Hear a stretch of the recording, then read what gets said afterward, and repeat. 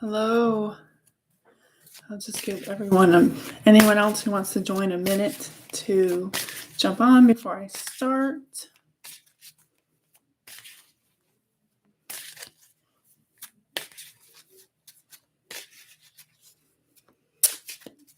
So it's been a while. I don't think I've done one of these in quite some time. I don't even know when the last one was.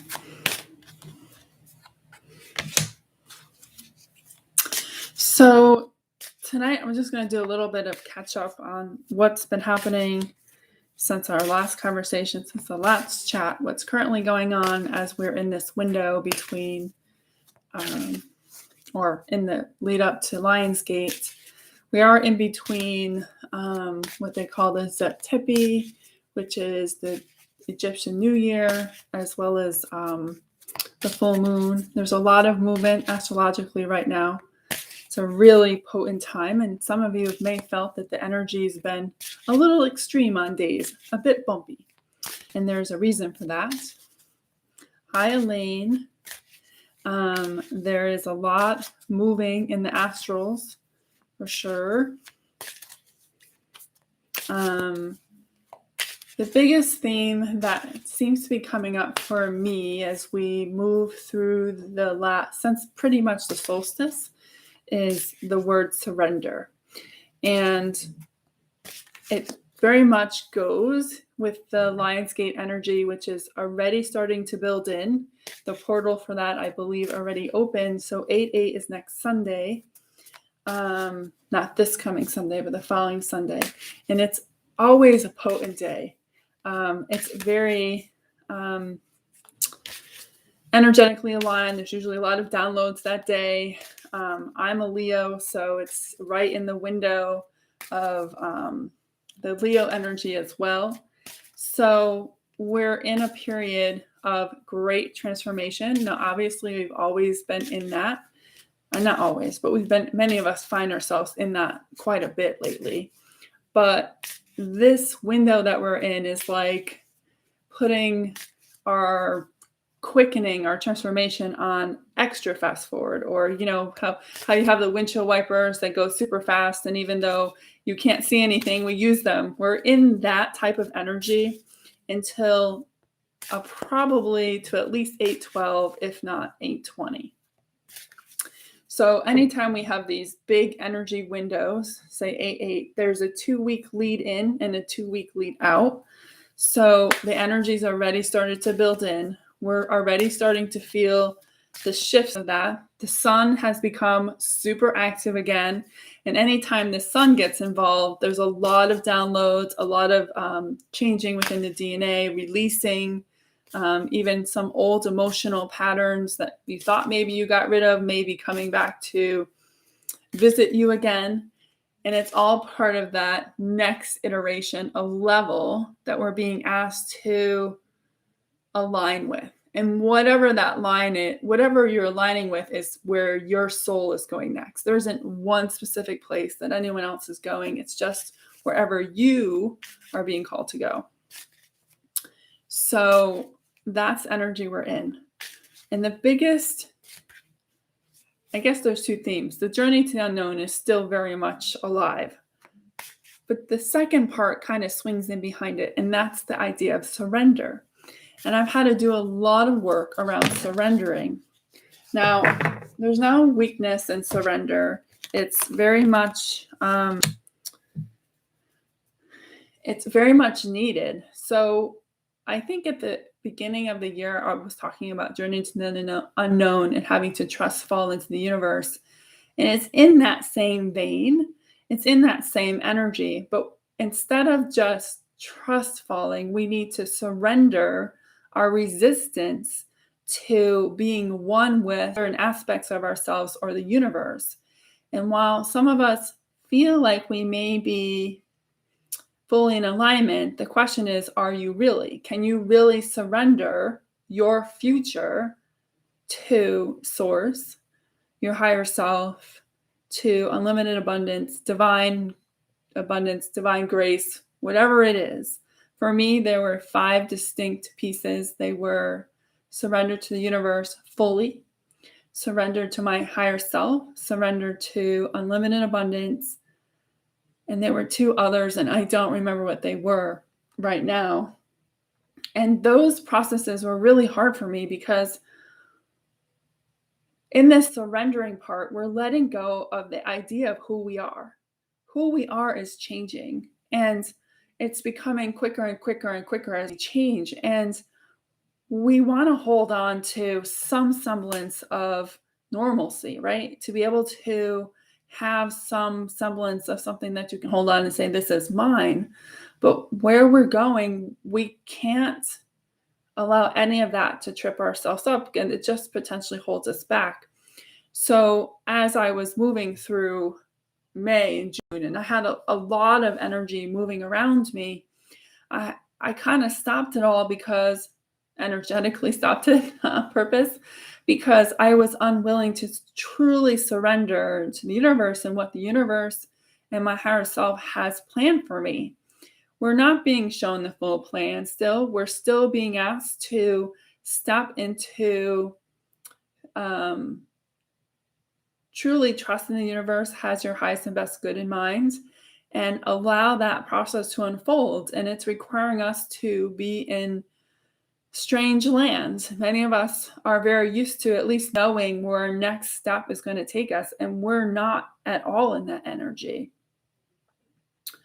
Some of us are getting glimpses now of what the future looks like, including myself, and some of that stuff can prevent us from surrendering, because we don't, depending on what it is and how big it is, we have to be able to surrender to the process of how to get us there. I have no idea some of the things that I've seen for myself, how I will get there, or how it will even happen, or how it's even possible. And instead of me trying to figure out how that happened, we have to let go. And this energy of the Lion's Gate is a huge portal of change. It's a huge upgrade. Every year it's an upgrade. And this year is no less intense than previous years, maybe more intense. So on July 25th is considered the day without time. And then July 26th is the Egyptian New Year. So we're in a new energy cycle that started a couple days ago. And it's just like when you think about New Year energy for the current calendar we use, but it has a much more energetic punch, I will say. It's not like when we hit January 1st that we have a 3 months of integration. So we allow the New Year's energy to come through. With this energy, what happens on this Egyptian New Year, which they call Zeptepi, the energy is pretty much instant. Like, we've been working in it. And the minute that happens, it's like changing they're saying like changing the clock to the next number. It just happens. And then, so that energy is the start of build into the 8/8 energy. And ever since that July 25th and 26th date this year, the Schumann resonance has been extremely high. And the sun has been emitting more, they call them CMEs, but they're pretty much solar flares. And those significantly change our DNA. The light provides the upgrades. So we're in an extreme cycle right now where we're being forced to look at the things that we're unwilling to surrender. So if you thought about that, what is it in your life that you're not willing to surrender? And there's no weakness to that. In fact, it takes great strength to be able to surrender and say, okay, I give it all over to the universe, or I'll give it all over to my higher self, because they know the path forward. And instead of us second guessing ourselves, we need to be willing to do that. And it can take a bit of courage to just look at why you can't surrender that. And it can be big things. It could be little things. It could be just surrendering the control where you're going. And that in itself is a big thing. And that is a huge part of what is building into this 8/8. Because whatever comes in on 8/8 we have to be ready for. We have to have already surrendered to.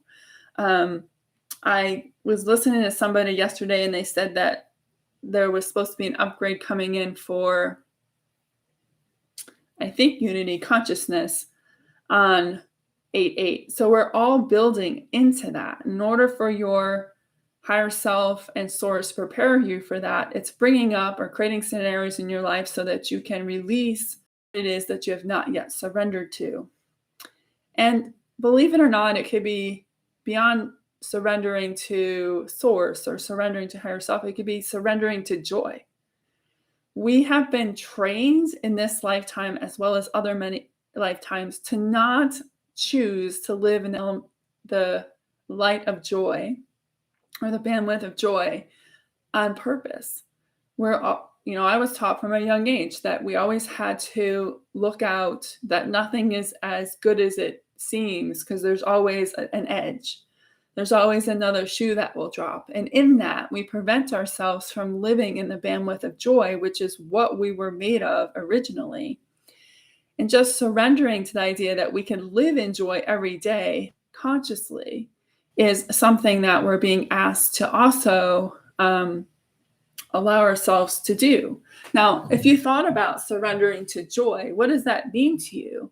Can you see yourself living in joy every day and having less, actually much, much, much, much less alignment with fear, anxiety, anger, resentment, any of those other lower emotions? Can you wake up in the morning and be joyful for just living, instead of thinking, oh my God, what do I have to do today?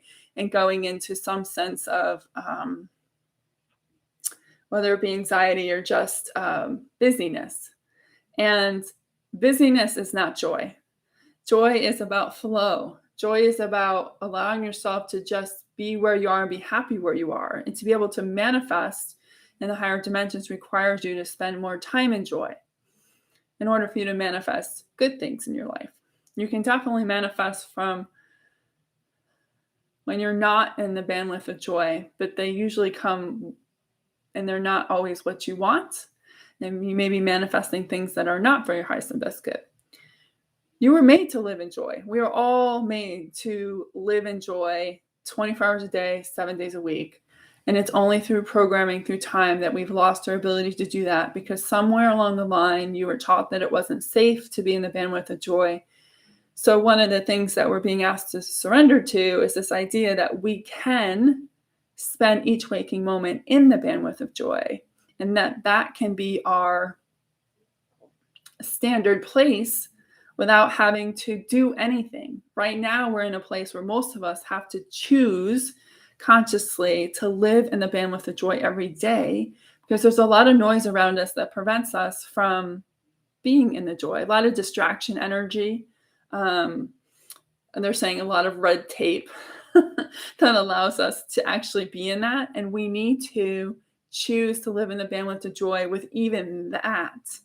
We can still live life with red tape or distractions and choose to live in joy. And when we choose to surrender to joy, there's less distractions. You start to see what really matters and what doesn't matter, what is truly a distraction away from yourself, so that you can honor more of who you're becoming.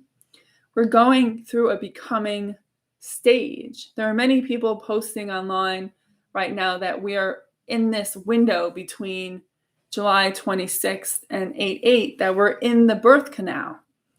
That we're actually pushing out the new earth and the new human, if you will.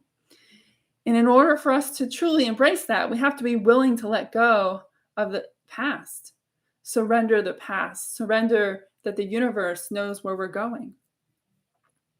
I am getting that that's true, that we are birthing something in this iteration. So, birthing pains could be fear, it could be anger. I know I've struggled not so much with sadness. That seems to be the theme for the last couple of days, this element of sadness that I can't really put my finger on. I don't know if it's because of what's happening or whether it's something in the past, but it's definitely there. And it's something that I need to surrender to. I need to surrender into the sadness. One of the other thing that has come up for me in the last month, maybe, is pain. And pain can be a physical aspect. It can be sorrow or sadness, grief. And we, including myself, have been taught to run away from the pain. I was experiencing some hip pain there for a while, which is interesting seeing today they're talking about being in the birth canal, because it's definitely been interesting. But when I was trying to work on it and trying to figure out what was actually causing it, I would hear, don't run away from it. You need to go into the pain. So instead of trying to medicate it to go away, or even put Tiger Balm on or whatever it is, I needed to actually dig into the pain to see what was behind it. And that's true of whether it's grief or sadness or guilt. We have to allow ourselves to lean in and ask, what is it that is actually happening here? Is there something deeper that I need to surrender to? Or is my body trying to tell me something that I'm not listening to? In my case, it was something that I wasn't listening to, and the pain was being used as a way to show me that I wasn't in alignment. And I needed to surrender to the pain. That doesn't mean you have to suffer in pain. You just got to suck it up. There's something that pain's trying to tell you. For me, I had totally blocked my Kundalini energy, which of course is all in the hip, all in the sacral energy. With pain, I had ungrounded myself because I had figured out how to ground myself pretty well.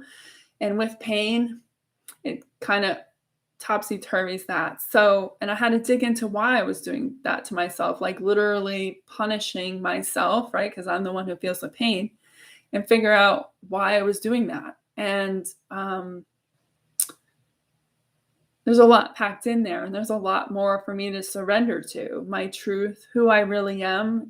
Those of you who are Facebook friends with me have seen that I posted, I pretty much came out of the spiritual psychic closet and said, like, this is who I am. Because I'm surrendering to my truth. I can't hide anymore.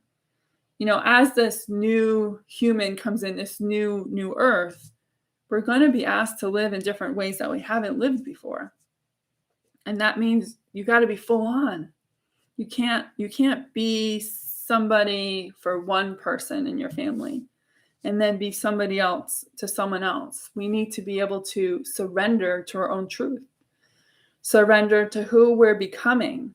We are not who we were to those people, maybe friends, family, coworkers. You are not that person anymore. That person has come and gone because this is a process we're in. So you must be willing to allow yourself to surrender to that. And if you're not sure if you have stuff to surrender to, muscle test. Is there something I need to surrender to before I go through this Lion's Gate on 8/8? And then you can ask, is it joy? Is it source? Is it I have to surrender to my higher self? For me, surrendering to my higher self was one of the hardest pieces. Now, I work with the higher self a lot in my work. So it was interesting to me to have to work to surrender to her. I don't know what her ultimate plan is. I've seen glimpses of it, and I know some of us haven't even seen that. So this idea that we have to surrender to our higher self's plan can be a bit scary. So I would definitely make sure that you have surrendered fully to your higher self. Just a quick note before I do the reading. I already did cards before when I was waiting. So I am going to start doing these more regularly. It's just something I miss, you guys. I miss being able to have the interactions. I like being able to share some insight and even get the messages. I'm not great with just channeling for myself. So being able to channel for you guys is also for myself. So I am going to start doing these more regularly again, but I'm going to do them every other week. So every other week, and they are not going to be on Thursday nights. I think they're Wednesday nights. Thursdays have just become quite a bear for me, which was definitely preventing me from I'm going to try and look at my calendar. Oh, I had that window open. They're going to be Wednesdays at 7. So the next one would be August 11th.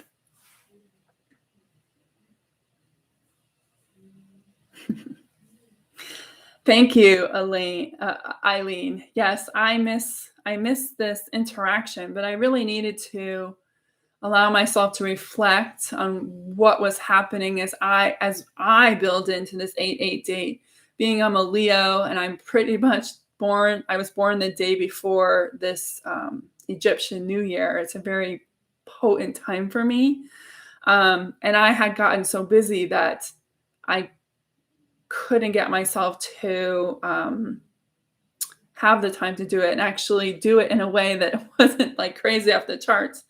So Thursdays have just become a mad dash of meetings and meetings. So they will be Wednesday nights at 7. So the next one will be on August 11th. So it won't be every week, but every other week. And I'm going to start running some more classes. I am going to do a whole class series on the surrendering piece so they can help you really work through that, as well as some classes on healing the divide between cultures and races and so forth and so on.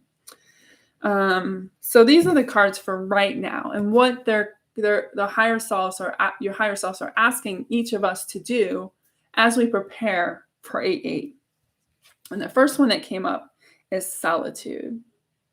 And I'm using this same deck that I love, the map deck by Charlotte Baron Reed. I just love these cards.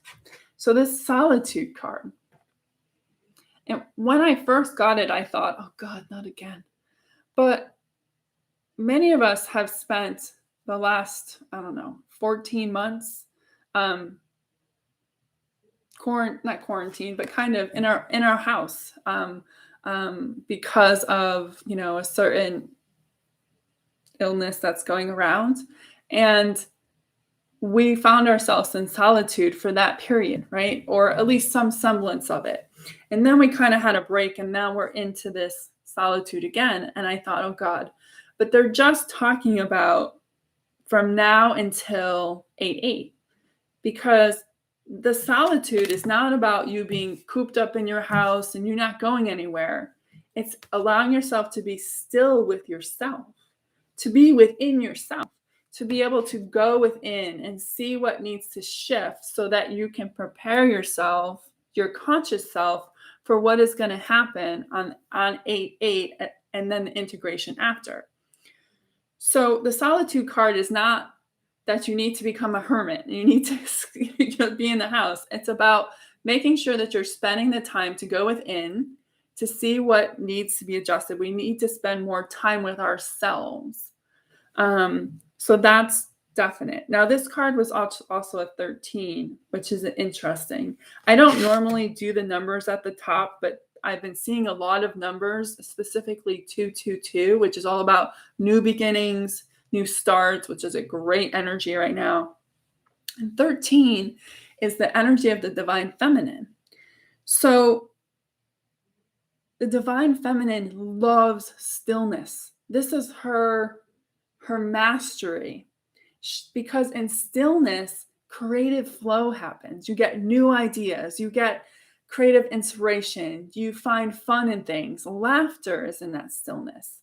Reflection is in that stillness. So there's a call from the feminine for us to go within ourselves, to connect to her, to connect to that piece of ourselves that maybe we don't honor on a daily basis. Maybe we don't spend that much time with because we have a to-do list, or we have expectations, or people need things from you. So in this time period, we're being asked to not only go within, but also to listen to what your divine feminine aspect of yourself is trying to tell you. Now, for me, it was for sure about self-care.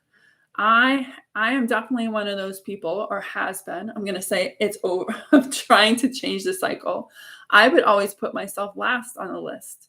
And in this last month or however long I haven't done any of these, that was part of it, is I needed to make sure I was putting myself on my to-do list and not at the bottom where I would just go, oh, but I don't have time. Has to be at the top. It has to be something that I honor every day. And I'm still a work in progress, depending on my schedule for the day that works, and sometimes it doesn't work. But you have to be willing to go within yourself. That in itself is self-care.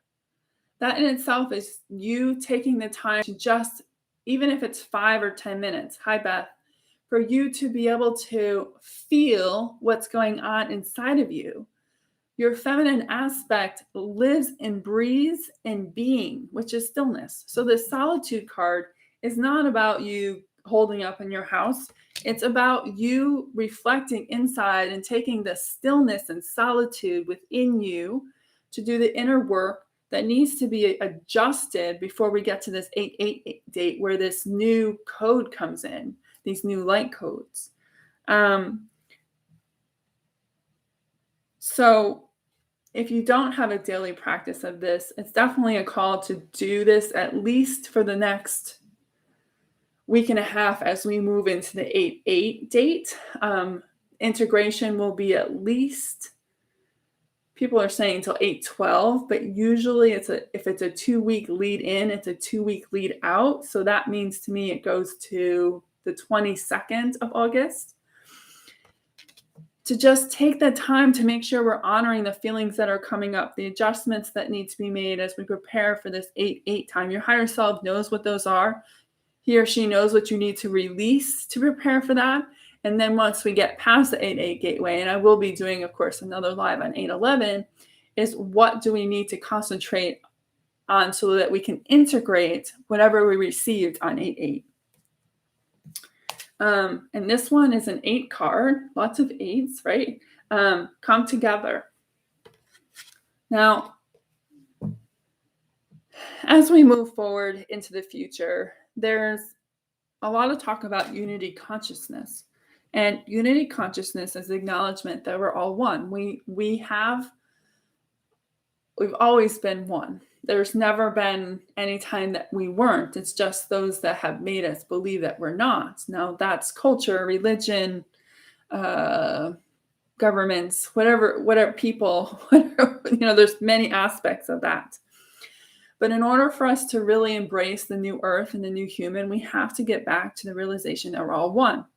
And I have talked about a lot of this in the past, but I had a client this morning who we were working on something with Atlantis and all of this. And the thing that came up, and it's not something that I had seen before, is that they told us that she actually had been implanted with what they called the prejudice virus. And that was used back in Atlantean days to allow ourselves to be programmed to believe that we are separate and that there's superiority, that that people like us weren't good enough or different from us or less than. And that was part of the programming. So it was very interesting this morning working on that and getting this tonight, because in order for us to actually come together, we need to deprogram that, what they call the virus, so that we cannot be manipulated with it. So a couple of years ago during a class that I was teaching, the theta healing class I was teaching, it came up with somebody digging on me that there was such a thing as a fear virus. And fear spreads very quickly.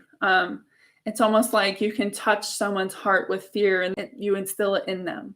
So it's like a very contagious, moving, emotional thing. And I was shown that in Atlantis, that it was planted in us as a way to keep us out of the bandwidth of joy and the bandwidth of unconditional love, which allows us to really know who we truly are and trust our own instincts. Fear allows ourselves to override our instincts. It allows us to not be able to truly tap into our intuition because we're always second guessing us when there's fear. If we were truly in our intuition, we would just do it because we trust that it comes from a higher source point.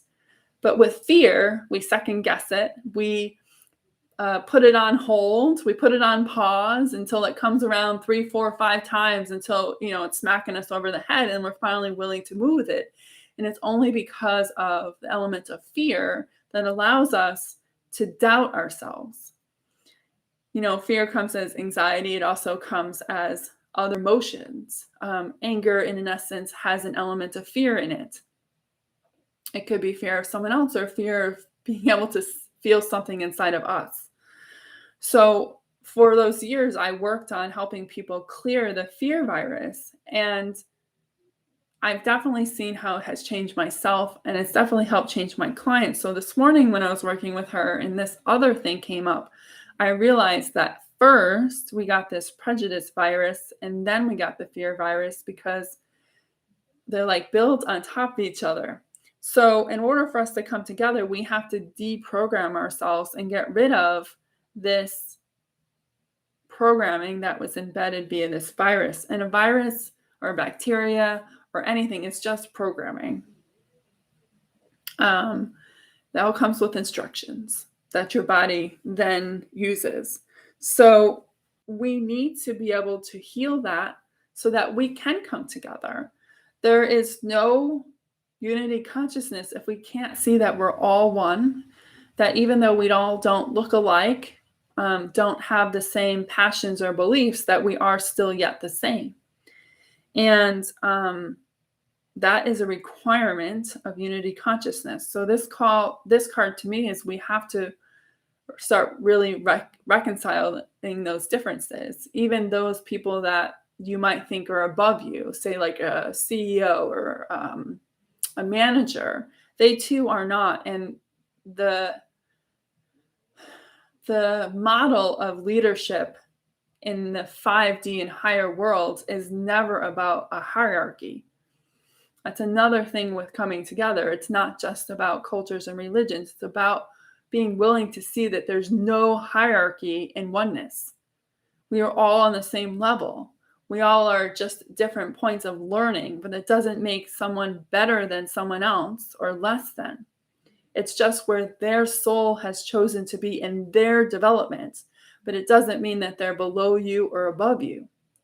In the 3D construct, right, when you work in a company, there's a hierarchy, right? You're a worker, and then there's a manager, maybe a location manager, a regional manager, and then, there's all this hierarchy. And there's this element of somehow they're better than you. And that all goes away. In unity consciousness, there's no such thing. There's literally leveling the playing field for everyone. And of course, comes with that levels of abundance, level of success, level of accomplishment, level of feeling like you belong, feeling like you matter. That is all part of that. So the Come Together card isn't just about us reconciling our differences between cultures and races that you may have inherited from past lifetimes or inherited from your ancestors, But it could also be that we're being called together to realize that there's no one above you or below you. No matter what age you are, no matter who you work for, no one is actually above you or below you. That's just a 3D mental construct that has been put in place to make you seem like you have to do something to be valued instead of just being you, which is the higher dimensional reality, is that you are enough just as you are, just as Source created you to be.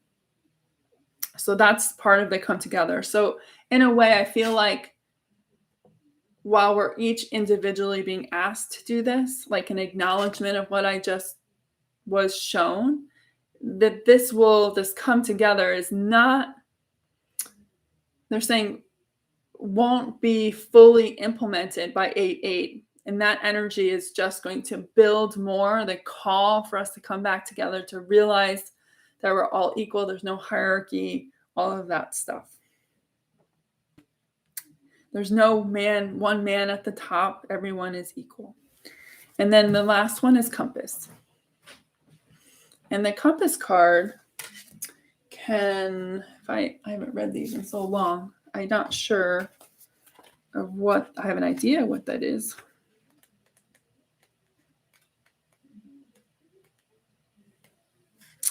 Let's see, compass.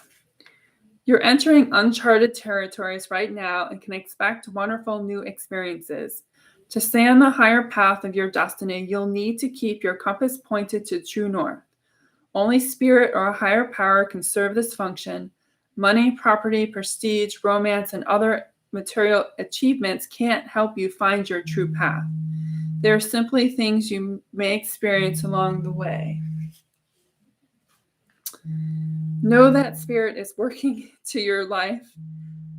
Oh, I will share something in a moment why I'm laughing. Knowing that spirit is working in your life. So even if you feel lost temporarily, it will be easy to find your way. Have faith and trust for your compass with spirit as true north will ensure that you'll never be lost, even on a starless night when all seems dark. Anytime we have these quickening moments, there seems to be a lot of chaos around us. I mean, a lot of chaos around us. And not that we haven't had a lot of chaos around us for the last couple of years, but right now there seems to be a lightning bolt of it. And I'm not just talking from a collective United States. I'm talking about the weather. I'm talking about Earth's actions. There was an earthquake last night off the coast of Alaska. We've had one of the wettest summers I can remember here. Out west, I still think it's better than what they have out west. If you're out there, thoughts sending to you between the fires and the heat. Those are all part of this buildup. You think of like a volcano, like building up as we birth this new reality. That's all part of the pressure releasing. And that will continue. But the issue is when all that chaos is going on, there's all this distraction. We have to make sure we stay neutral zone, true north.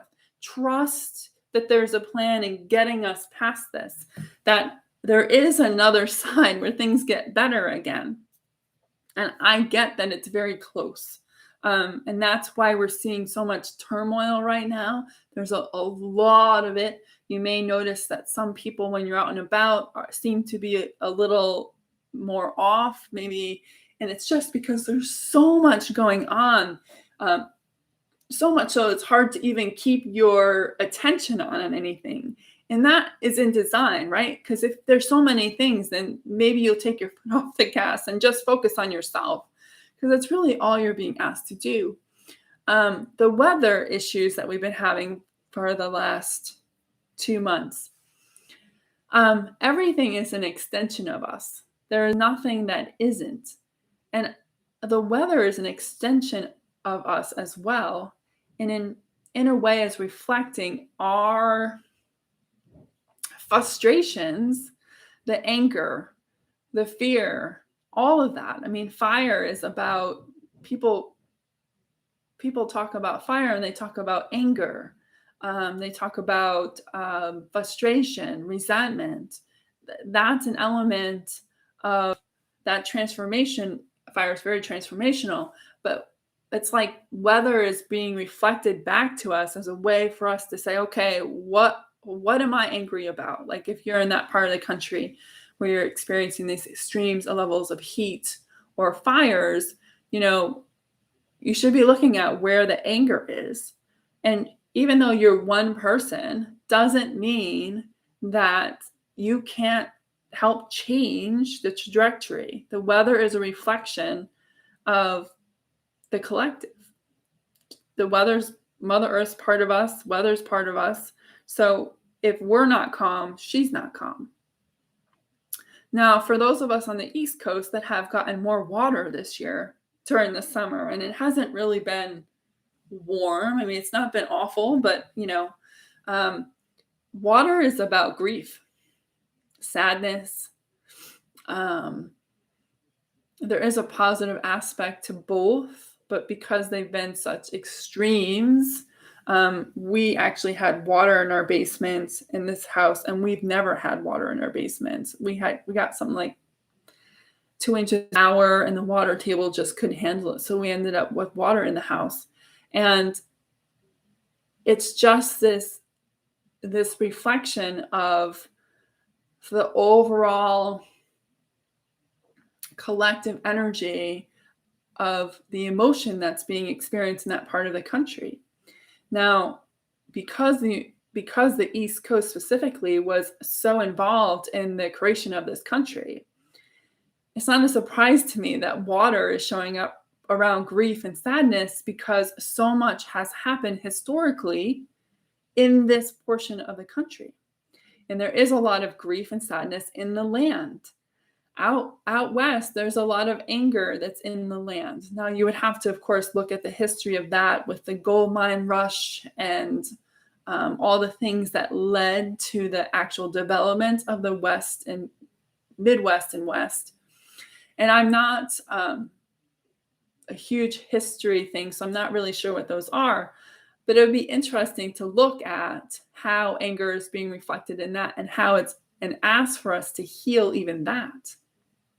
So with all this water, grief, sadness is being reflected. They're saying there's an element of what's happened over the past year and a half here on the East Coast, specifically in New York City area, which got hammered pretty much at the beginning.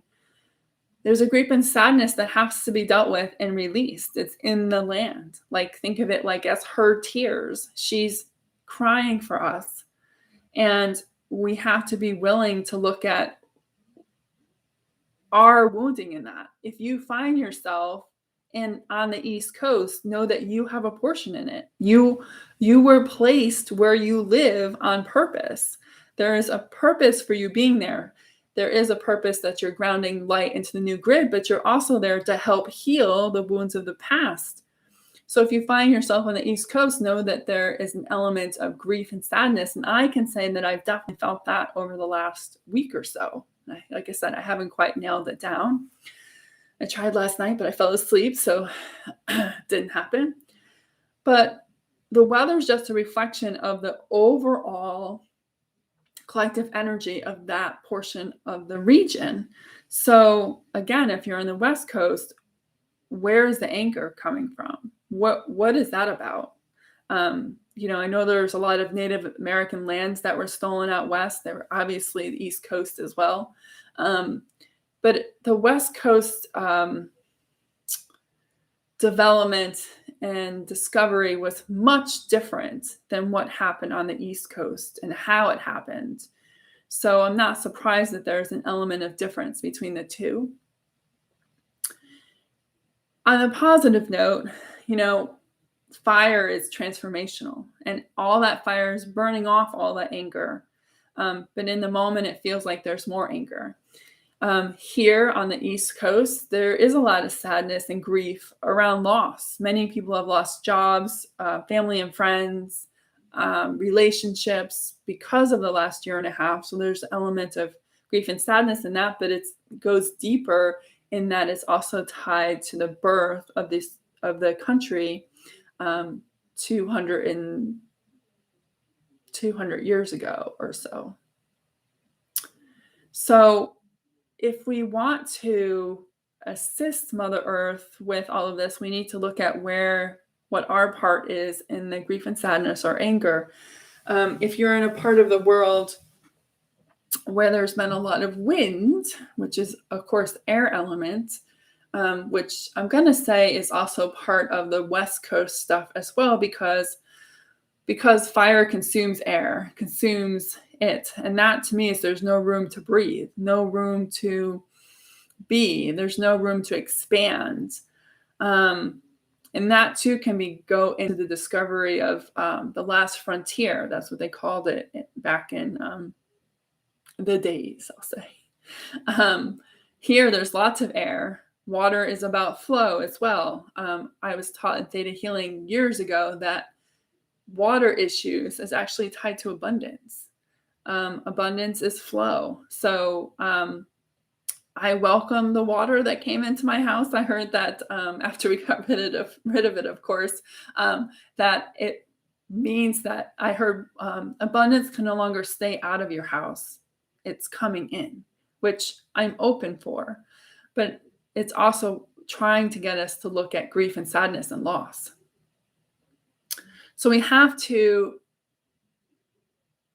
honor that, but also make sure that we're not being distracted by it and allowing ourselves to stay in neutral zone and true north, so that when the time comes and you're delivered your papers on what it is that you're supposed to do after this integration period, you're not distracted by anything else. You know exactly that you're supposed to do it and you'll move forward with it.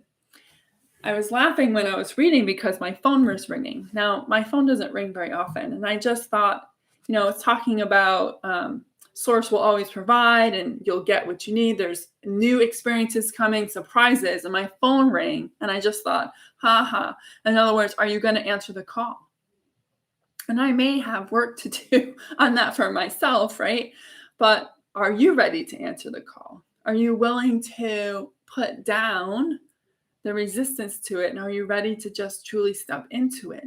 And in order to do that, we have to have our compass focused on true north, so that we can tell what that leap of faith is, or that call is, so that we don't misjudge it or miss it because we're not sure of ourselves.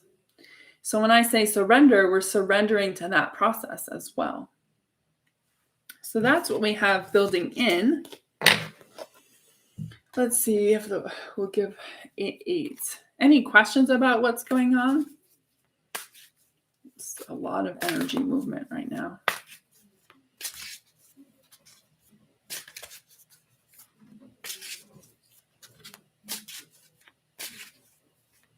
Elaine, I know you have questions. Come on.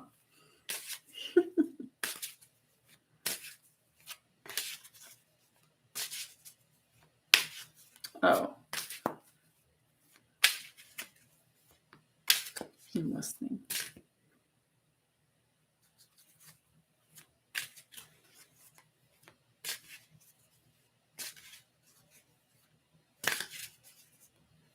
So I'm listening to Goddess Mott, and she said, I want you to talk about justice.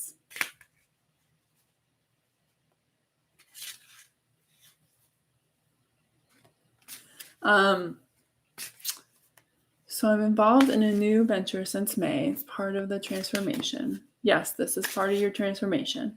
Seems very natural for me. Yes. And I'm involved in the same thing. I would say yes, it is part of the trusting factor, because this business venture requires us to really trust in something else that's outside of ourselves. So when I say that, like, I have my own business, but I control everything. I control the content that goes out, what goes on YouTube. Well, it's channel, but I pretty much control it, right? On YouTube, my courses, my classes, I'm in charge. I don't have anything outside of myself that's done, where this business venture is requiring me to trust that the universe has sent me something that will help me be able to do what is coming next. So one of the things that I know I'm supposed to do is write a book, or maybe multiple books. And it will require me to not only not be in my business all the time, but to travel. And I know that that business venture is going to give me that freedom. So I have to move through, and it's a huge growth opportunity for me. It really is pushing maybe the last bits of shyness out of me, which is needed specifically for knowing what that book is going to be about and the courage it will take to actually publish it. So yes, it is part of the transformation.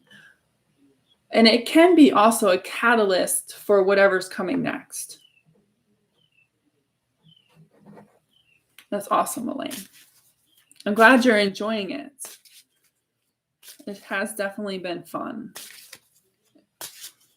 Okay, so we're going to get 8-8. What's the theme for 8-8? And a big thing for you is making a difference with other people, as it is for me. I love to see people really come into their own, to understand that they're more than they can even imagine. And now with the second piece, getting people to have less pain or less suffering in their life is great. Or more confidence, which has definitely happened for me, is a great way to do that. And you've pretty much been given a tool to do that,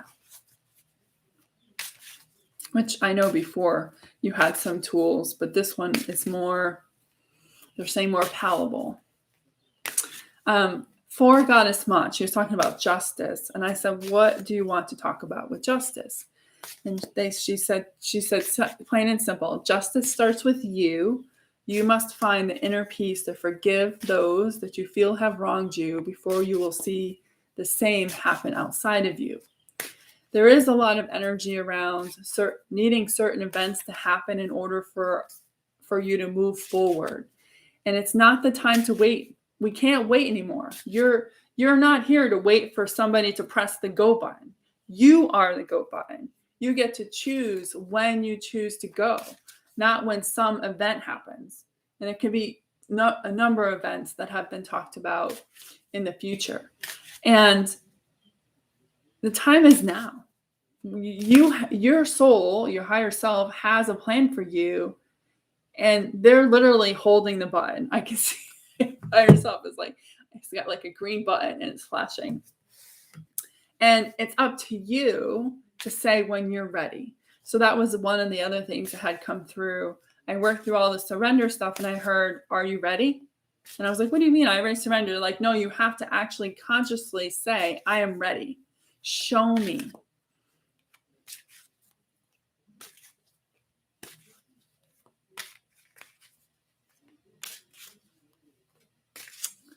You're so good at this, Eileen. And I know you've been enjoying the sun. I've been seeing all those pictures, all the traveling you've been doing. That's great. Oops. You're so good at manifesting unexpected manifestations, which are like the best, right? When you manifest something you get, it's great. But those surprise ones are excellent too. But we need to be willing to do what our soul is calling for us and not wait for everything to be perfect. It's never going to happen.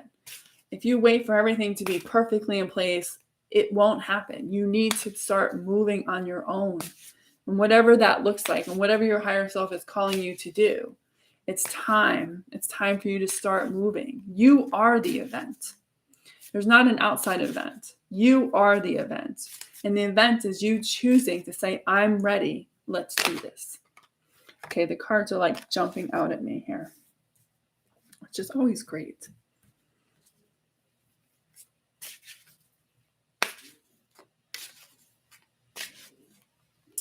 It sure is, Elaine. And I know that you've been working with some people in Taiwan and all kinds of people around the world. So you're definitely doing that, and that's great. It's very exciting for you to be able to do that. And I hope to also do that. I know people through this work. I'm working in the spiritual network, not the spiritual network. I think it's the Global Healing Exchange. I don't know. It's Holistic Health and Global Healing Exchange, which is a group on Facebook that I've gotten involved where I'm doing weekly lives. I'm part of the summit that's coming up where I'm dealing with people in Australia. So I will say time zones make my head spin. It's definitely a challenge, even probably more than language. So we must be willing. They're saying that the 8-8 gateway is the ready button. Now, I've already pressed mine, although maybe I have some work to do since I got a phone call when I was talking about the compass. And the 8-8 gateway is the ready button. And when you choose to go through that, you're choosing to activate whatever your next iteration is of your higher self, your soul's development. So if this is why the theme of surrender is coming up, the theme of connecting to people is coming up, the days of being the lone wolf and doing it on your own are going away. There's a deep call to collaborate, to unify, to come together, to see what other people's gifts can help us with, or help us help others with. A call to see how we can work together to have even greater impact, which is, I know, a big part of this venture that Elaine is talking about. It's about being able to help others and being one collaborative unit. It's really great to be able to reach out to people now and not just have conversations about the business, just about anything. I've learned about pendulum healing, which is something that maybe someday I'll share, which isn't a great thing. I've all through just connecting to these people, so it's great. And again, they're all over the world. It's not a local thing at all. Let's see if I get the last card.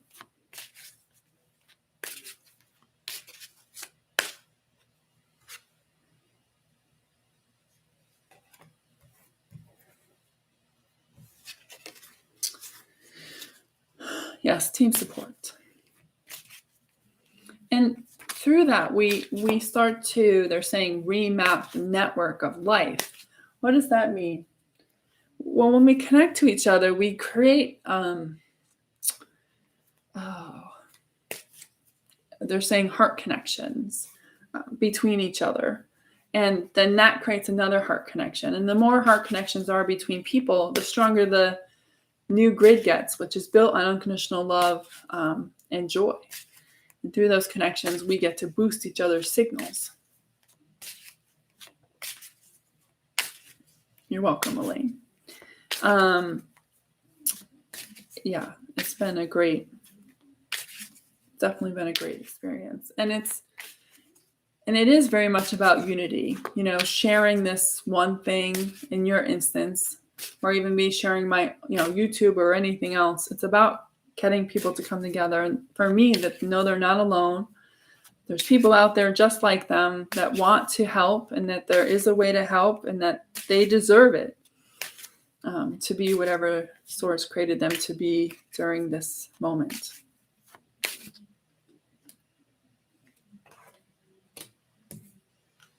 Okay. So it appears I forced the last card out. We'll start there.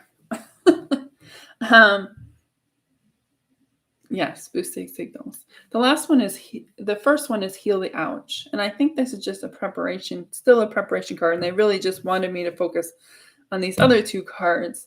And I was trying to get 3. Heal the ouch is just literally,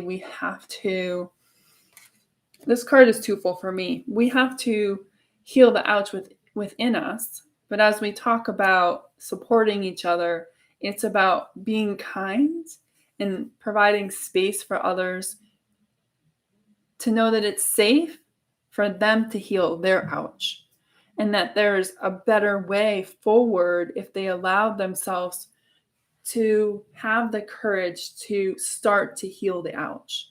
I've been doing this for years, and I know many of you have. The ouch takes time, but just the intention of starting is hugely healing. So it's not just about you healing the ouch, but making sure that we are reaching out to others, in this card with the raccoon and the fox, to show people that there's a safe place, and that in healing the ouch, they become free. The first card that we got for 8/8 is the Field of Dreams, which of course is a great, great card. The other one's pretty great as well. Let's see. 21. This is the perfect time to harness the field of vast potential not yet realized in your life. Great abundance is yours if you're willing to do the work alongside the great gardener. Be clear about your thoughts, feelings, and beliefs. Concentrate on your best life, regardless of the temporary outer conditions imposed upon you by the greater world, which has its own story to tell. You have a basket full of seeds that are quite powerful, for your talents are divinely inspired and will indeed lead to great harvest to share with others. You will reap what you have sown. Dream big, dream beautiful, take action, and tend to the garden of your life, and experience the extraordinary. It's this 8-8 is a doorway into a new start if you want it to be that way, a new beginning. Obviously, you can take things with you that you aren't willing to part with, friends, family, jobs. But what do you want it to look like? How do you? When I say look, many people want to focus on the material aspect, but I actually want to challenge you on how you want to feel in your new life, in this new circle around the sun, in this new opportunity that we have. Do you want to experience more abundance, joy, peace, freedom, excitement, adventure, those things, so that source and your higher self can help you manifest the experiences in your life that will bring you that. Now, that could be manifesting a new home or a new car, because it would give you a sense of freedom, especially like a car. Manifesting a car could be tied to freedom, because you could go farther, see more places. But there's no construct of how that happens. So you allow yourself to play in the possibility of what the universe could send to you, and potentially be able to experience play, discovery, adventure in ways you would have never thought of doing, because it was either out of your wheelhouse or you didn't think was possible.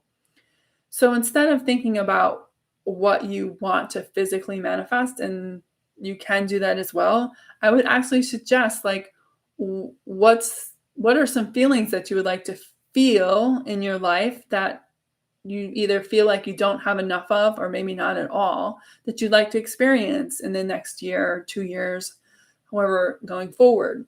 One for me would definitely be adventure, for sure, or community. That can be a noun, but you can get community. Community is a feeling of connection. So in this window that we have in the 8th, how do you want to feel? How would you like to manifest from that? Finding more joy and adventure lately in the new relationships before me, looking at past connections with kindness and not getting stuck there. Now, everybody's where they are.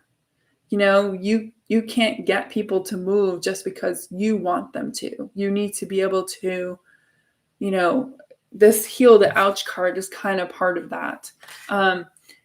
You will try to help people understand that they can heal their ouch, and they may not be ready. They may prevent you from putting the Band-Aid on, or preventing you from putting on the soothing lotion to make them know that it's safe for them to do that. And if not, then there's no judgment of you. You've done all you can. This is always that, one, you're supposed to plant seeds. Your responsibility is never to make them grow. It's not up to you to water them or fertilize them unless they're children. If they're your children, that's your responsibility. But if they're not, then that, and even with children, I would say it's to a certain age, like 18, and then you should start to wean them off of water and fertilizer for them to be able to find their true selves.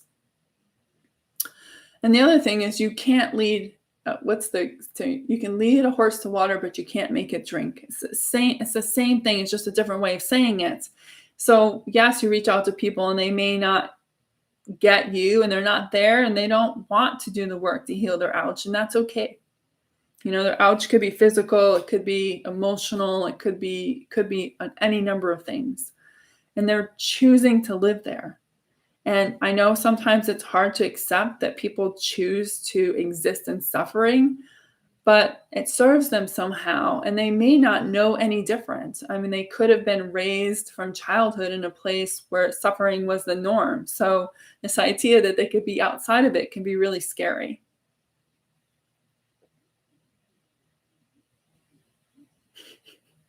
No, you're not responsible for the decision of others. Um, even with clients, I still have to be, neutral, to what they decide to do and what not to do. It's their experience, and I need to let them, um,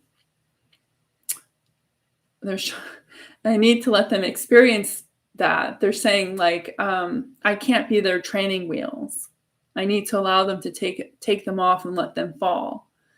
Let them find their own way, paint their own door. Because it's only when they do it, for some, that's the only way they really learn is by experiencing that. And that's okay. And we have to be okay with that. And then the last card on the 8-8 is the Golden Palace, which just sounds lovely to me.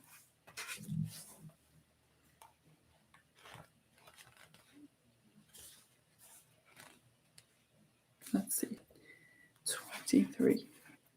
The Golden Palace card represents good fortune, ambitious, fulfilled wealth, and prosperity. It may also indicate emotional fulfillment, as perhaps you're entering a time of happiness that's long overdue. The message here is that self-worth isn't measured by what you have, no matter how abundant your life is. Instead, it comes from what you are, how authentically you're living your life, and how much love you're willing to share. Granted, receiving this card does indicate material gain and a furthering of tangible rewards, but things come and go, and knowing your true value leads to even greater riches. Share the wealth. These cards are great. I mean, it's very rare that I get two that are this powerhoused. So this 8-8 gateway, even though we're being asked to dump a lot of stuff, surrender, release maybe sorrow or sadness or anger, depending on what the weather is reflecting back to us, is leading to a great opportunity after this. And this is energy that will come in on 8-8. I'm noticing they're showing me something that happened to me last Friday night. I lose track of days all the time now. And I was doing a meditation at a friend's house in their backyard. And I've never experienced this before, but I think they're showing us that I'll share what happened first. We were sitting in the grass doing a meditation, which I don't recommend doing at night. I was eaten alive. That's the point. I put my hand on the ground and I felt like the earth shake. And I put my hands away because I was like, what was that? It was the weirdest thing. And I'm looking around, everyone's acting like they didn't feel that. And I thought, well, that's really weird. And then I went home and I got online and I realized that there had been an earthquake somewhere on the other side of the world at exactly the same time I felt that shake. So I share that because there's a connection that has been lost between us and Earth that's getting stronger. And the deeper we ground into Mother Earth, the more we'll be able to feel more of this and to feel her shifting. So if you're somebody who has sensed that and thought you were nuts, know that you may be starting to feel the energy shifts within Earth, which is a really cool thing. Although it kind of took me off guard because I've never felt that before. And then to find out there was an earthquake. Now I know that there was an earthquake last night and I didn't feel that, but I didn't have my hand on the earth. I was in bed at whatever time that happened off the coast of Alaska. So if you feel those things, don't be surprised if there was some event that happened somewhere around the world and your connection to Earth is just changing. It's getting deeper and you're starting to actually feel the shifts within her, which is a great thing. In all honesty, I think it's a great way of testing whether you're fully grounded. Because I think once we're fully grounded, we can really feel much more of Earth's energy than I think many of us have been able to do in the past. So we're going to, of course, so it's 8:10 and I have a 9 o'clock. So I'm going to find out what they want me to do here. We're going to do one more card thing.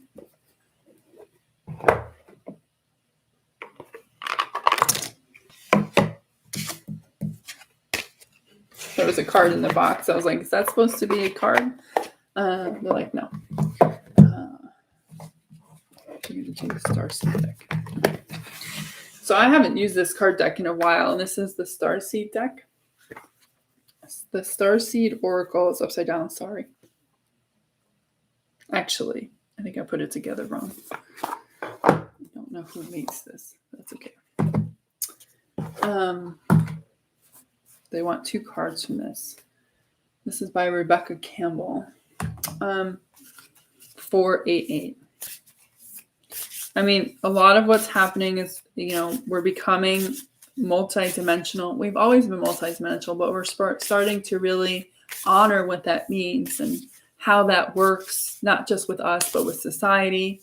We've been trapped in a single dimensional reality for so long that we have forgotten what it feels like to actually exist in a multidimensional reality, which is much more expansive. There's more opportunities. Things flow better.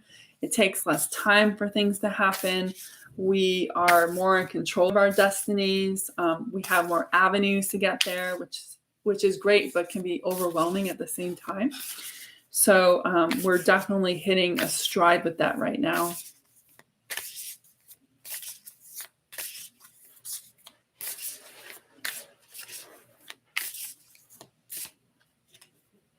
Oh, these cards are sticking together.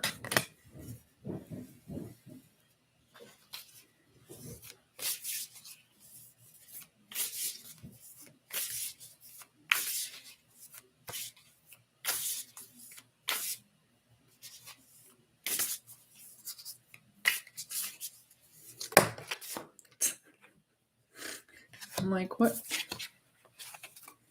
I like when the cards jump out of the deck because it's no question which ones want to be honored.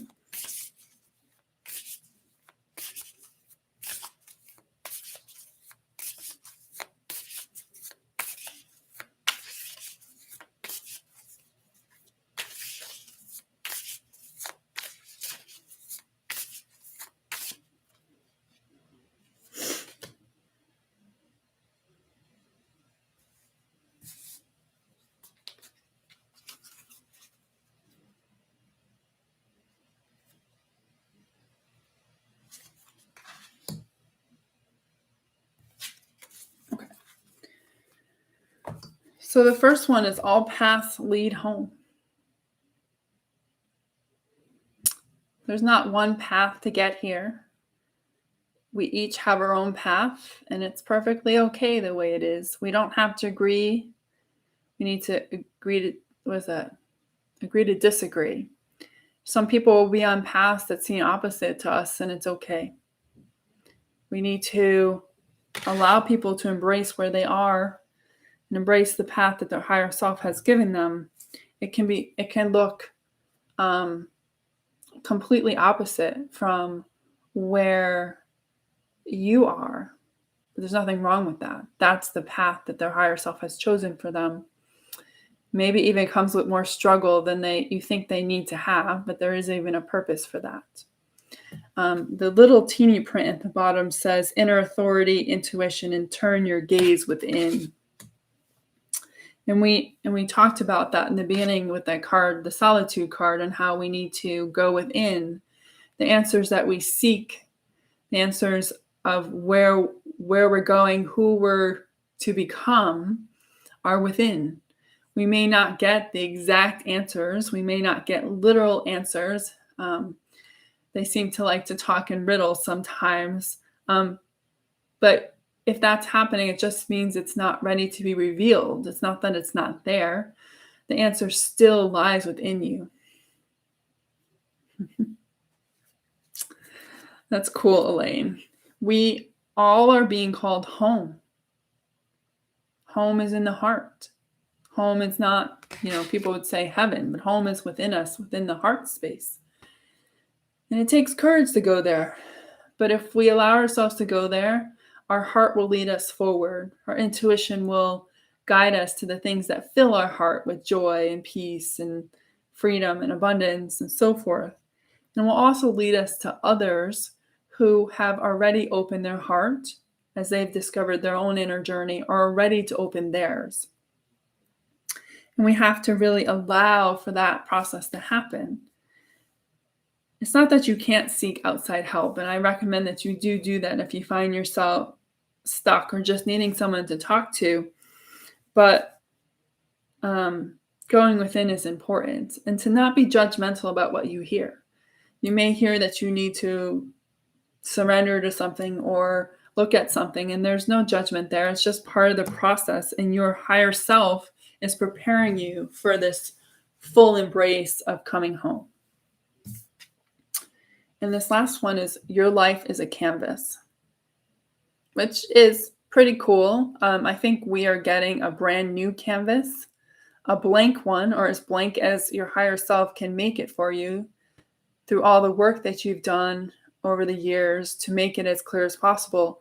You're getting a blank canvas on 8/8, which you get to paint whatever you want on it. The bottom words are artist, manifestation, and creative accountability. So what are you going to paint on that canvas? What do you want painted on that canvas? What colors would you use to show what feelings you want to feel? Yellow is the color of joy. We of course have pink, which is the color of love. But purple is this fun and very creative energy. Green is healing as well as abundance. Blue is a whole topic in and of itself that I will be doing a video on probably next week about how important blue light is. And some of us who have taken my courses, I've talked a little bit about this, but I'm finding more and more information about blue light that is very, very important. And how some of the messaging that's out there about blue light is actually preventing us from being able to receive this higher element of blue light that is really important. Orange is creativity. I think I got them all, right? But blue light, believe it or not, is about health. Health, expansion, and coming home. I'll just leave it at that. There's much, much, much more to it. On Saturday, I am working with somebody who actually channels the blue light, and I'm excited to experience that, and of course be able to share whatever comes through that as to why it's so important. It's not like the ultraviolet light. Yes, this blue light is it's not dark blue at all. I see it as I'm trying to look around me if there's like a blue energy that kind of emits.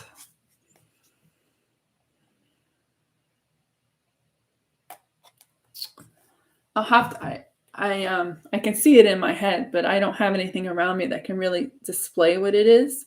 But you don't really have to know what it looks like. Your body knows the frequency of blue light that it needs. It's just that there is some information out there right now how we need to block blue light. Obviously, that's from computer devices, but they want us to make sure that we're not inadvertently blocking this blue light. This blue light is very much about upgrading. It has to do with ascension. It's almost like an activation code, or activation codes are coming through the blue light. So it's important that we're getting that light and we're able to integrate it. So I will be sharing next week more about blue light and why it's so important, and how I was even led to this whole storyline about blue light. And this woman who channels it, I used to work with her, and she studied meditation and Reiki since we left. And I connected to her, and she's like, yeah, I channel this blue light. And I just knew that that's why the two of us needed to reconnect. The blue light is more, I don't want to say light blue, but it's like between like a blue crayon and a light blue. It's in that range. So there's some white light in it. You know what I'm saying? Like it's not true blue. It has an element of white light in it. But it's super important for this upgrade and ascension period we're going through. And again, I'll do a much longer video on why I'm being shown it's so important, and how you can best allow yourself to make sure that you're open and accessible to it, and your body's being able to integrate it properly. So we'll finish up with dragons. Our friendly dragons who have been waiting for weeks and months. So I'm curious to know if we still get the same dragons. We seem to always get the same ones. We are getting 3 tonight, to see if anything's changed for any of you.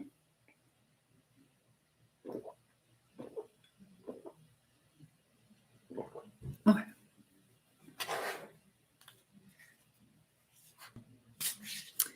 Yes, and that can be 2 things, believe it or not. It can be more bluer, or because your frequency is changing and you can see more light, you're actually seeing the true color of the sky.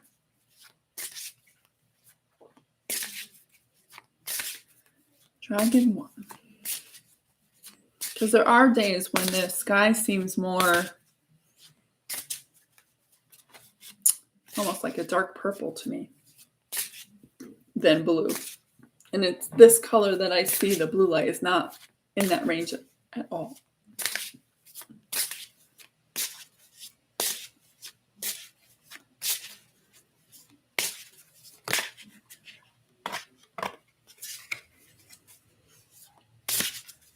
So with the blue light, we have to make sure that you're keeping out the bandwidths of blue light that aren't good and allowing yourself to receive the ones that are.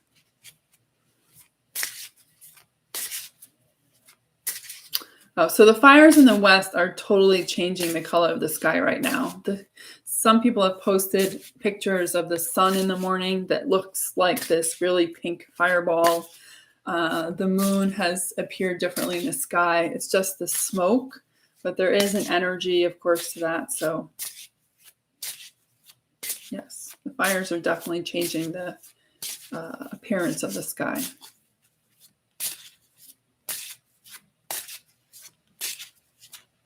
And I'm hearing, and what is that overarching meaning about that? I talked about how the weather's reflecting something back to us, and they're saying the smoke is about smothering our sadness and grief. We don't want to smother it. We want to release it. So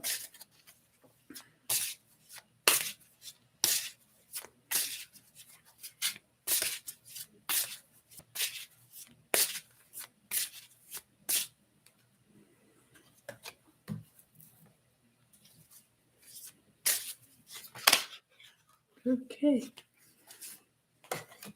Nope. Seems like we're still on the same card. We're still on the same dragon mix. Except for maybe this first one.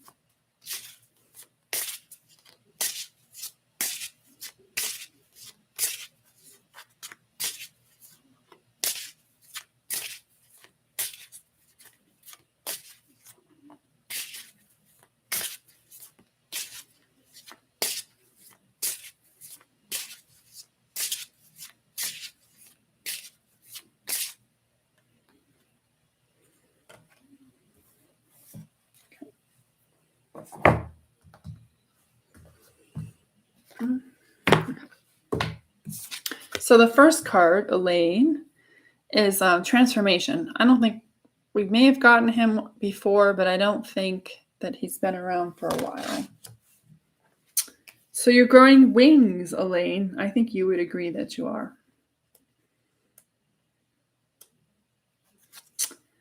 Transformation says, let it all go, the self-doubt, anger, sorrow, or even frustration. You no longer need these experiences. They are in the past. They have completed their task and hold no place in your future. By holding on to them, you only serve to hold yourself trapped in old patterns no longer necessary or of use to you. A new you is emerging, maybe a quieter you, a more considerate you, certainly a more powerful you. You have experienced a great many things. Now is the time to put that experience to good use. Follow your inner guidance and let your old habits and self-doubt slip away. There will always be those who question what you do. That is their journey. You are on yours. Follow the steps laid out before you. Trust in your own inner light as you move towards a fresh way of being you.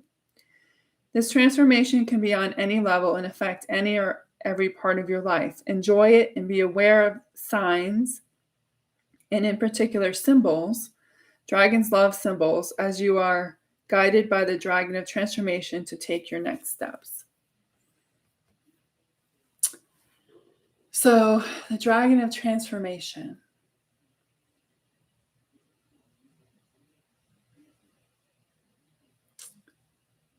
Of course, I'm seeing the old caterpillar chrysalis. He's saying, the time is now for you to break away from the chrysalis and fly. It's the time to hang around. The chrysalis is over. Yes, there was a time when you would break out of the chrysalis and you needed to dry your wings, get the strength to fly. But no, those days are numbered. It's time for you to fly and the beautiful butterfly you have become. Allow yourself to reflect on where you have been, where the wind may take you, and what the possibilities may be in the future. Your heart's desires are close on deck, and know that what is coming to you is far beyond what you can imagine it to be. But you must trust the wind to guide you. Allow it to uplift you. Allow it to show you what flowers to drink from,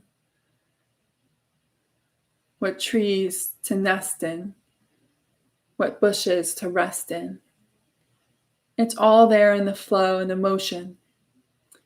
The transformation itself has occurred. It's just whether you're ready to fully embrace it and become the beautiful butterfly you are. Your wings are stronger than you know. Your antenna will guide you to exactly where you need to be with the people who need you most and who you need to allow yourself to feel the confidence of the air beneath your wings. It's a beautiful expression coming soon, and I hope that you embrace it. As you fly as a butterfly, I fly with you, as I guide you in the transformation of you becoming the butterfly and the beautiful soul that I've always loved and danced with throughout your entire transformation.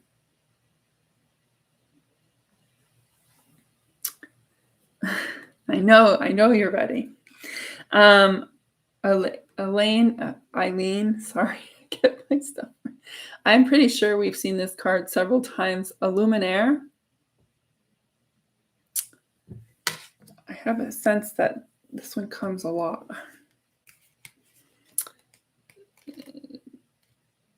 Let's see if I mastered Roman numerals. Okay. Oh.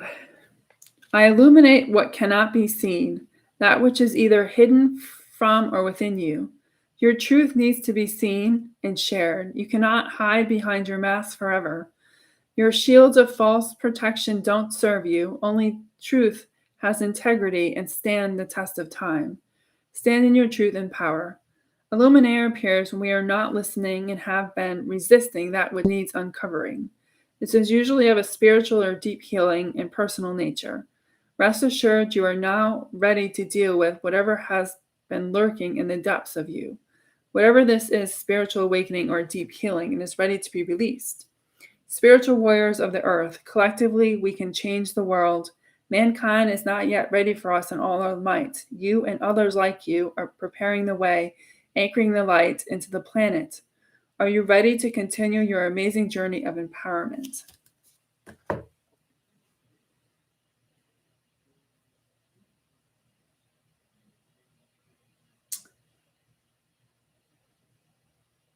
Truth and honesty with oneself is needed now more than ever. Some of you are here to be leaders of the light, where you carry the torch so others will follow you, while some of you are are here to pass the torch of light to others that will come after you. You are laying the groundwork so more and more people can understand that they too have a torch that they can carry for themselves and that they can carry for others to help other people become their best self and help them carry their torch. But for you, we just want you to concentrate and even ask yourself, who are you carrying the torch for?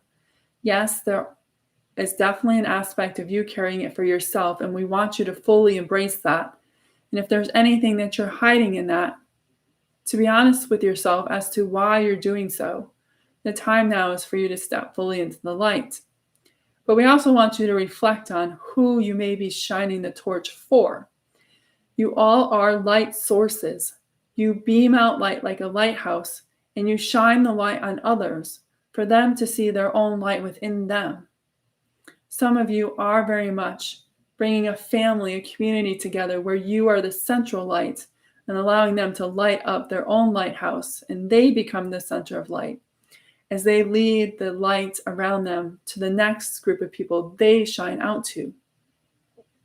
But there is also luminaries that are preparing the light to hand off to the younger generation, those that come before you, who maybe aren't quite ready to carry the light, who are being lit up as you encourage them to be more of who they were born to be instead of who society wants them to be, to encourage them to embrace that part of themselves, to learn how to be within both realities at this moment, because it can be tough for some of them. They feel this requirement to be this person that doesn't quite fit into the world, and to allow them to be okay with that. And in that, you're handing their own torch, knowing that they, no matter the age, can choose where and how they use their light. Whether it's for them and their purpose in the moment, or whether they choose to show kindness and love to others who feel the same as they, who maybe feel like they don't belong, or maybe have interest in things that others don't seem acceptable, or maybe parents don't find acceptable. You may actually be holding the light for both parties. But with this card, I just want you to acknowledge the torch that you have worked so dutifully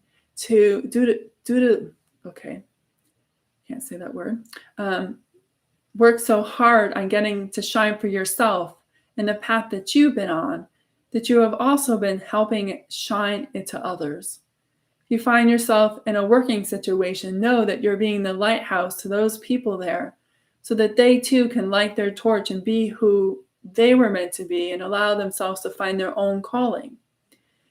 You're not supposed to feed and water or make them drink. This is just about you shining their torch and allowing you to give them space when they need it to be themselves and to know that there's a safe place for them to express themselves with kindness, of course.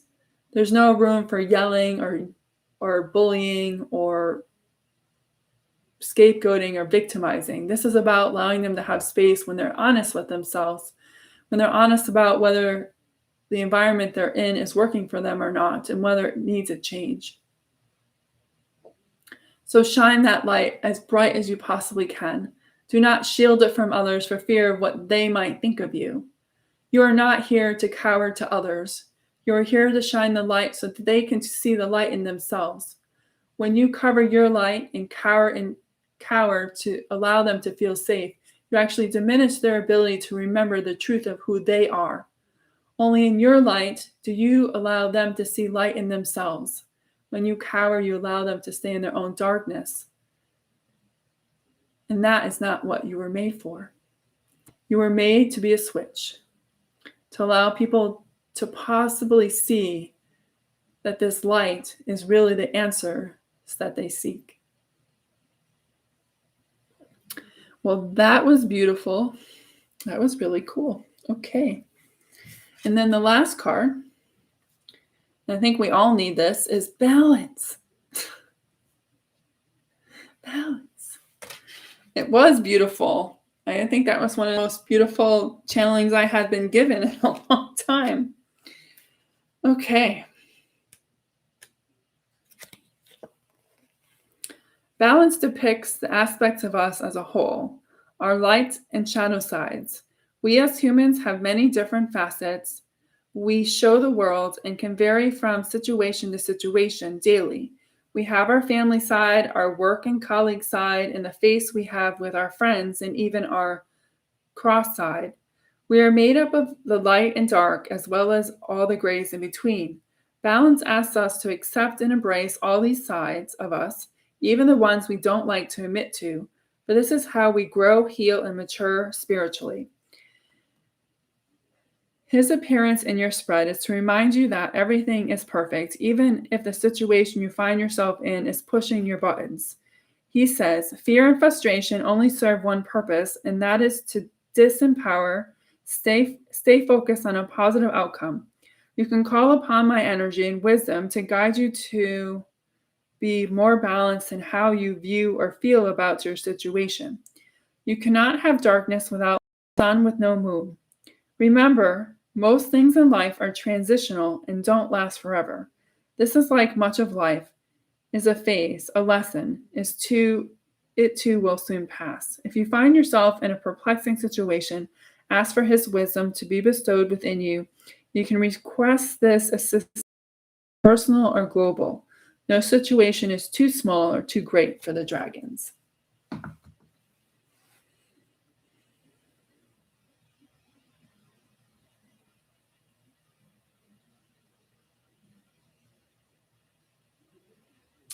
So I'm being shown like if you want to think of like a ship that's like tilted to one side and like everything's sliding off. And then it showed me how there's people on the other side that are trying to push the other side of the boat down so that not everything falls off. And he walked me back to the center of the ship and he said the answer is not to push nor pull. The answer is to come into direct neutral place. And in there, only the boat will balance.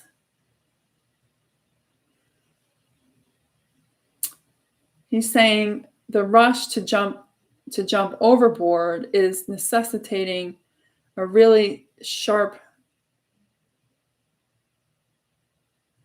angle where things seem to be falling apart at a quicker and quicker rate, and there doesn't seem to be enough hands, arms, or legs to be able to prevent it from all sliding into the ocean.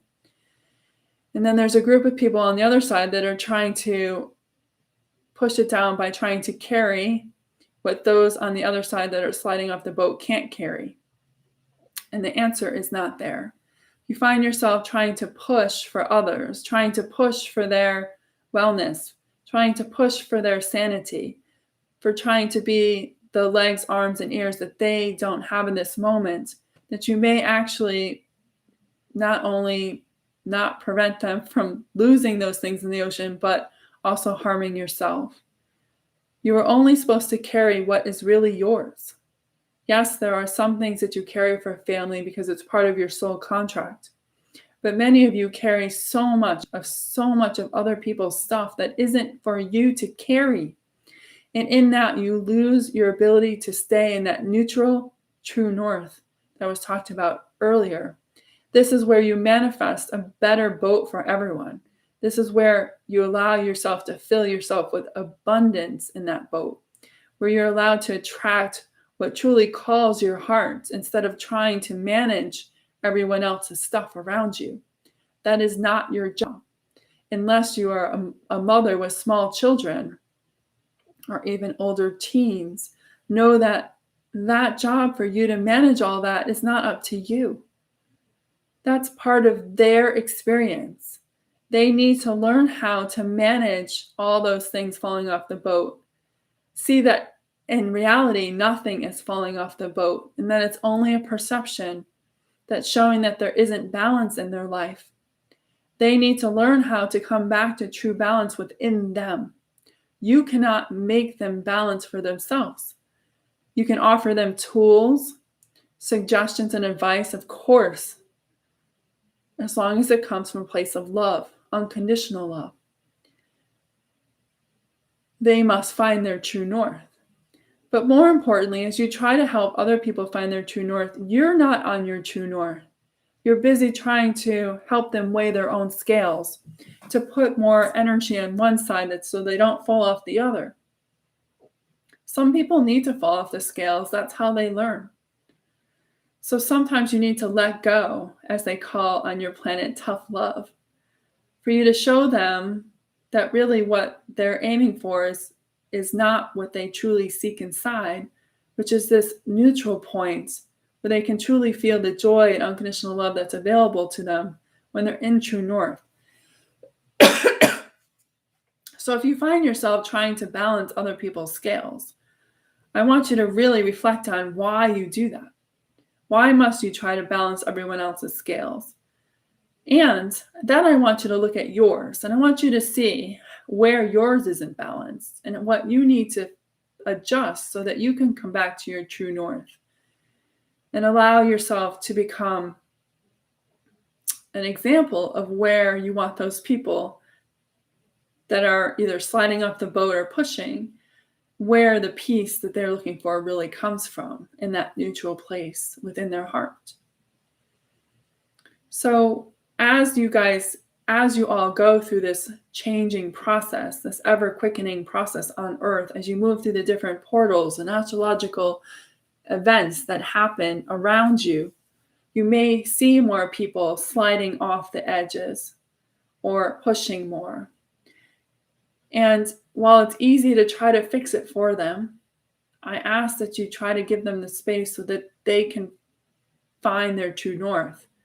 We're not saying to abandon those who need a shoulder to cry on, to have somebody who truly listens to them, who gives them a safe place to express themselves, to show kindness to, unconditional love. Those things never go away. But they must find their own edge. You don't let somebody just cry on your shoulder forever if they never try to better themselves or try to fix something. Get help. Find people who can really help them. And you can suggest, but never feel dismayed or upset if they don't take your advice. It's their choice. You need to allow yourself to be okay with that, to let it go so you can stay in your own true north. Especially as you go through this period of great change, it's really important for you to be there. So as the swings of the earth, the swings of the collective, the swings of the universe happen, you're fully grounded into earth and heaven and are not swinging around in the trees. That's funny. Sorry. Okay. So thank you for all who attended tonight. This was great. I love doing this. It is definitely something that I've missed. And again, I will start doing them every other week. The next one will be 8/11. It's Wednesday because I will not be doing them Thursday nights because Thursdays are just crazy for me. So hope you all enjoyed this, and I will see you all soon. Bye for now.